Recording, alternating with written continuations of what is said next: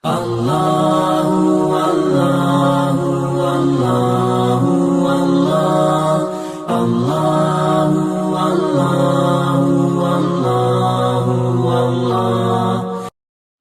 Jika binatang buruan tersebut telah mati, maka dagingnya boleh dimakan apabila telah memenuhi syarat-syarat berikut. Yang pertama, pemburunya adalah orang yang boleh menyembelih hewan seperti seorang muslim yang berakal dan dewasa. Yang kedua, harus menyebut nama Allah ketika hendak melepaskan anak panah atau binatang pemburu. Berdasarkan sabda Rasulullah SAW, "Ma sitta bi kausika fa dzakarta smallahi alaihi faqul, wa ma sitta bi kalbika ghairil muallami fa adrakta zakatahu faqul." Binatang yang kamu buru dengan busurmu dan kamu menyebut nama Allah ketika melepaskan anak panah, kalau kita sekarang senjata juga boleh, ya. Maka makanlah.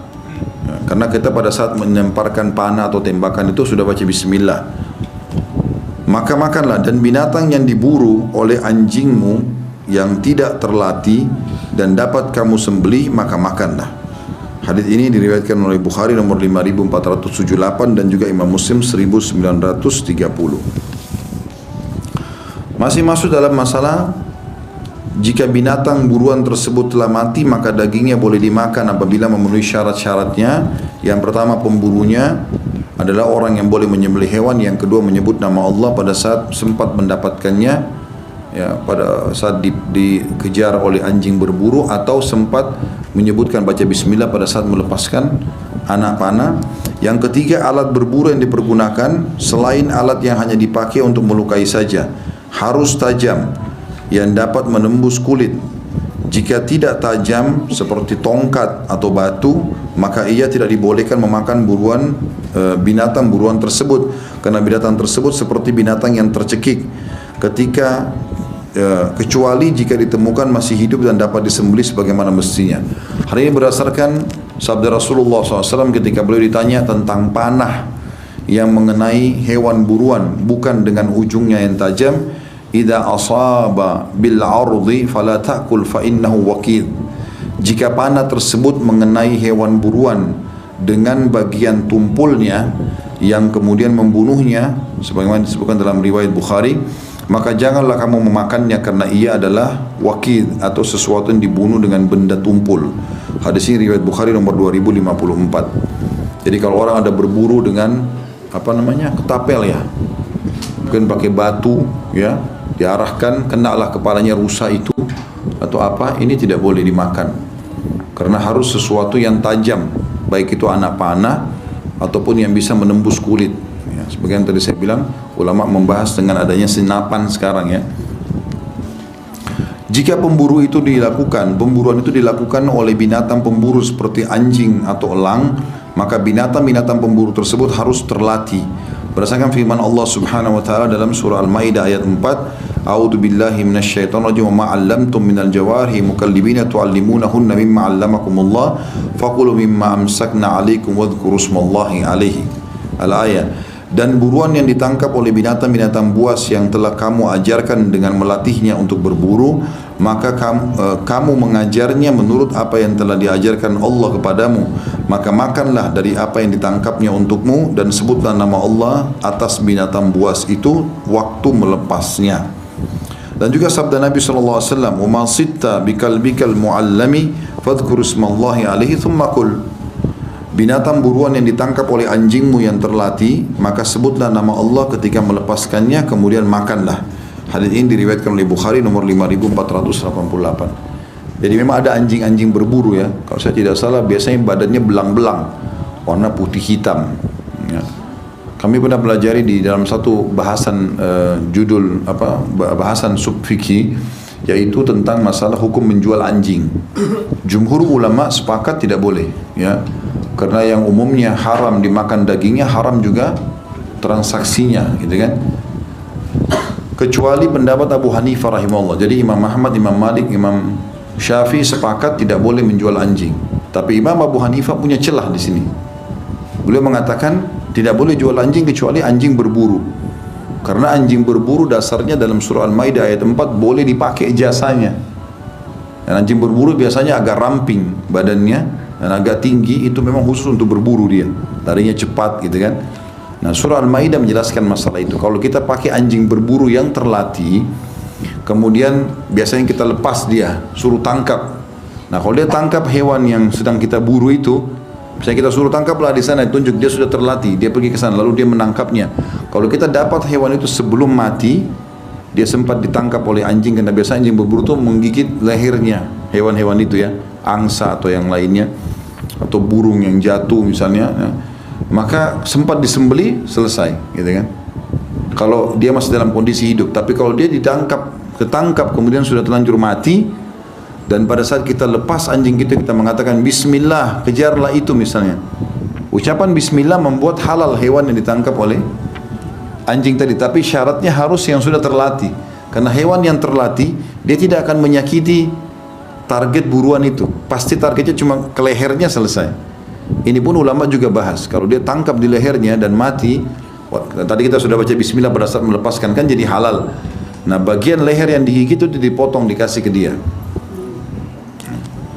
Tetapi kalau syaratnya anjing itu tidak terlatih, baru dibeli misalnya, kemudian disuruh menangkap, lalu dia tangkap bagian pahanya hewan buruan tersebut, bukan di titik-titik yang sudah Allah ajarkan tadi, masalah tenggorokan yang memang mematikan, gitu kan.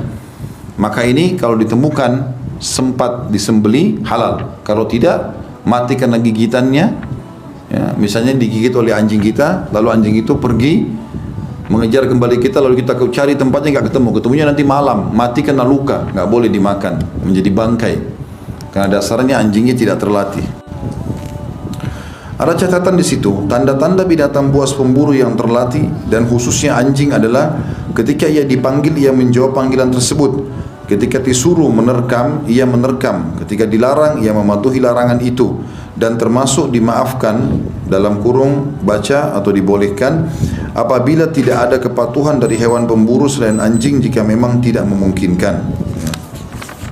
Jadi artinya kalau misalnya selain anjing yang dipakai, dan anjing biasanya lebih banyak memahami, maka ada poin di sini, apabila tidak ada kepatuhan dari hewan pemburu selain anjing, jika memang tidak memungkinkan maka tidak ada masalah, ya.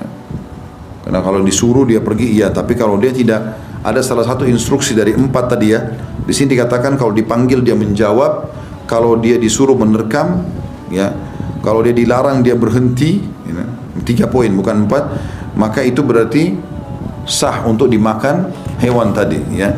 Ini dianggap anjing itu sudah terlatih. Baik, kita selesaikan dulu 5 poin ya. Poin yang keempat, ketika melepaskan seekor anjing pemburu, tidak boleh menyertakan anjing-anjing lain untuk menangkap binatang buruan tersebut, karena tidak akan diketahui anjing mana yang menangkapnya. Apakah anjing yang telah disebutkan nama Allah pada saat melepaskannya atau bukan?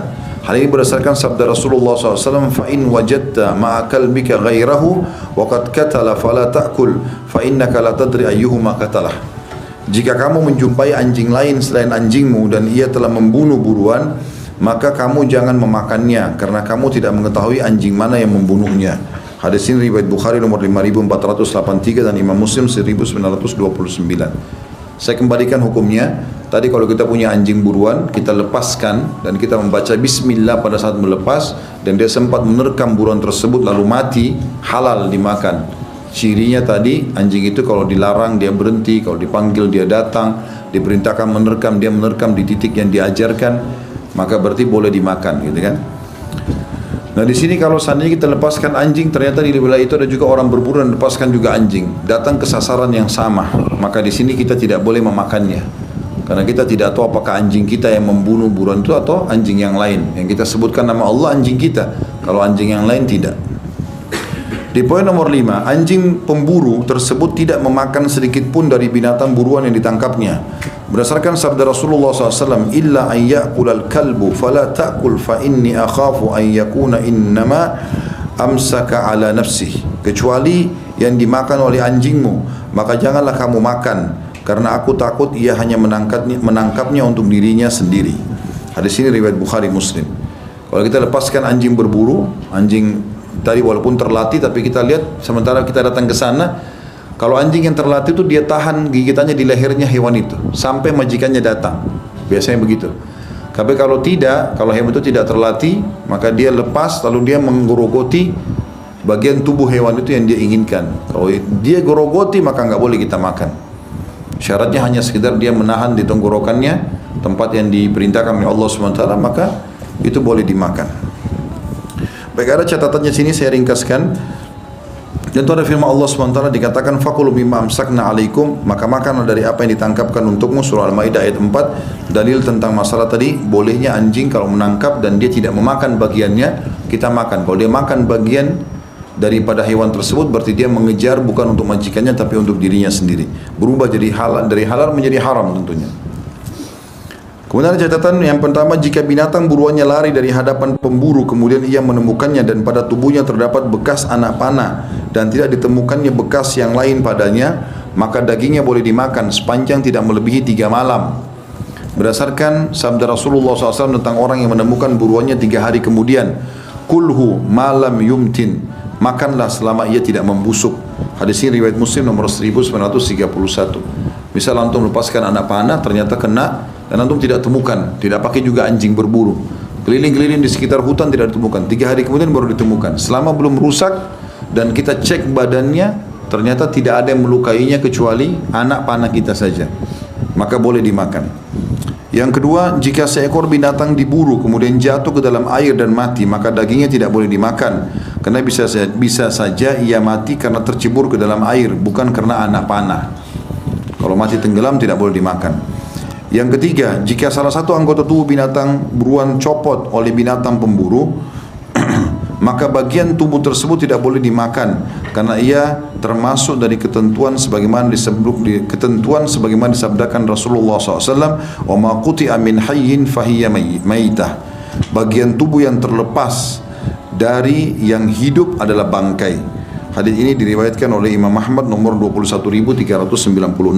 Misal orang lepaskan anak panah atau tembakan lalu kena bagian paha, ya, atau bagian matanya, kemudian jatuh terlepas, ya, dan dia belum mati pada saat itu.